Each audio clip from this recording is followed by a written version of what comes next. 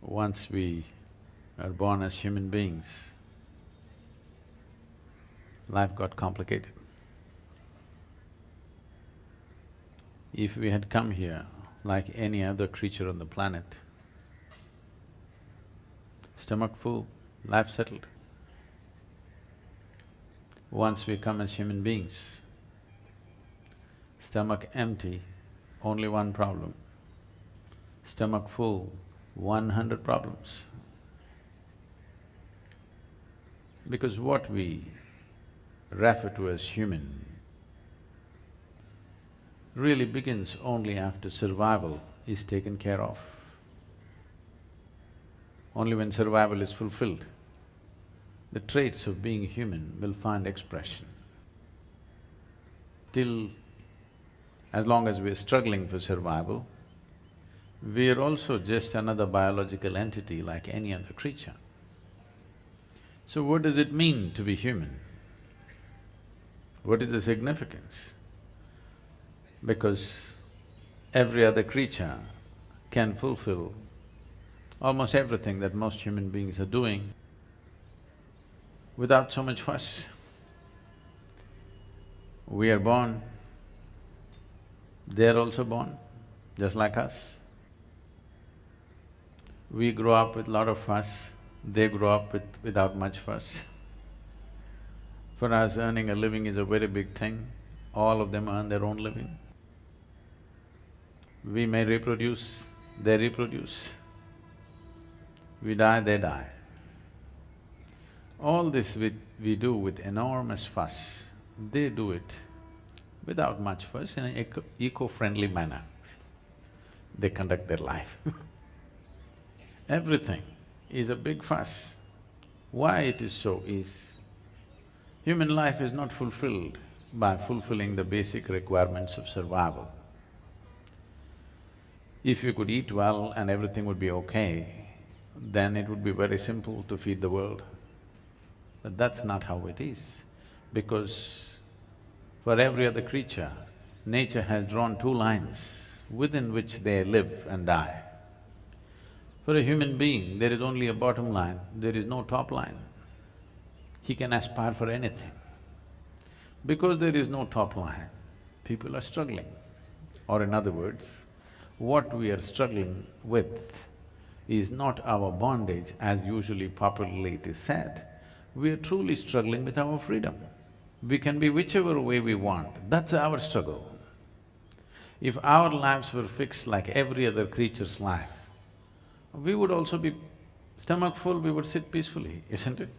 Do you see that if our lives were contained like that of an earthworm or a grasshopper or a cat or a dog, we would have no issues, stomach full, everything fine. Because our lives are not contained or because there is no top line, we can aspire for just about anything. That's our struggle. This is an evolutionary problem in the sense, what we are struggling with actually is our intelligence and awareness. Probably some scientists have been suggesting this, that so-called serious scientists who suggested this was appalling and shocking that they actually suggested this. They said, when a child is born, if we do a small brain surgery, we can take away most of the crime on the planet, everybody would be peaceful. Actually, if you take away half the brain, nobody would be unhappy. You could feed them with a tube and everybody would sit here peacefully. You won't need any yoga, meditation, nothing, if you remove half the brain. If you take away the possibilities, the problems will go away, everybody knows that, yes? If you keep all the possibilities open and still you are not a problem, that's a wonderful way to be. No possibilities, no problems, that's not life, that's death. So, what is this solution for the human predicament? Because no matter what happens, seems to be unfulfilled. Right now, living in this town, whatever aspirations you have, the moment it is fulfilled, you have a next aspiration, isn't it so? No matter where you are in your life, whether you are the king of this town or you're down there, you want something to happen in your life. If that happens, you want the next thing to happen. If that happens, you want the next thing to happen. So why are you going in installments like this? Suppose I make you the king or queen of this planet. Don't look at me hopefully. Will I commit such a blunder?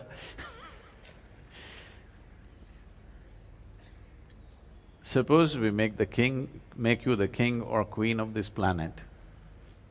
Would you be fulfilled? I'm asking you. Would you be fulfilled? No, you would want the other planets and the stars and the galaxies. Because there is something within a human being which is not willing to settle for any boundaries. It is aspiring for a boundless possibility. If you're seeking boundlessness, seeking it through physical means is a hopeless case. Your aspiration is fantastic because if you really look at it, sitting here, if you really look at it, suppose right now you become the king of this planet, you were not satisfied, we made you the king of the solar system, not satisfied, we made you the king of the universe, not satisfied. If you really look at this, what you're aspiring for is infinite nature. Your aspiration is fantastic, but the means is miserable in the sense. Suppose you're driving your car today and you saw the moon and you felt like going there. Sometimes the advertisements are so exaggerated, they told you if you really floor the accelerator, it will go to the moon. If you try very hard, you may go beyond the moon, but you will not go to the moon. Yes or no? Because a car is not a suitable vehicle to go to the moon. You need another kind of vehicle to go to the moon. So similarly here, through physical means we are trying to become infinite. Its aspiration is wonderful, but the vehicle is miserable because the nature of physicality is like this. Physical means it comes with a defined boundary. Only because there is a defined boundary, we can call this a physical body. If I take away all boundaries of this, can you call this a physical body if it is everywhere? Physicality means the fundamental nature of physicality is a defined boundary. Without a boundary, there is no physical nature. But right now, there is something within you which is constantly aspiring to break the boundaries. Just look at yourself and see.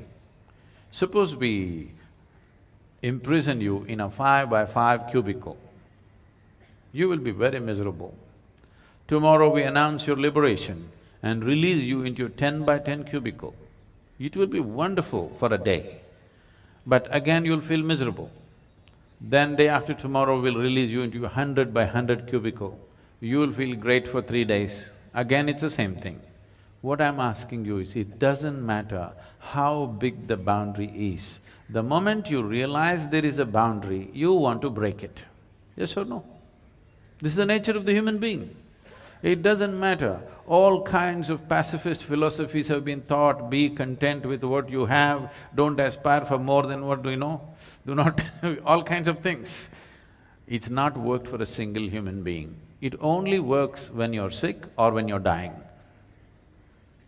You're sick and down today, if I tell you, you should not aspire for anything, be satisfied with what you have, you will say, yes, anything is okay, just get me well. Tomorrow, once again the energy is back, ready for something more, yes or no? Only when you're beaten and down, then these philosophies will work. For a healthy, living human being, these philosophies of be happy with what you have doesn't work. Now, does it mean to say a human being has to be eternally in turmoil, eternally in struggle? No. What we do in terms of our aspiration is just this. Essentially, nothing is going to fulfill us unless we touch a boundless state. And boundlessness is not going to happen within the limitations of the physical. When I say within the limitations of the physical, right now your whole experience of life is limited to the physical. See, your experience of life right now is happening because you can see, you can hear, you can smell, you can taste and you can touch. This is the only way you know that you're here, isn't it? It is through five sense organs that you're experiencing everything. These five sense organs cannot perceive anything other than physical.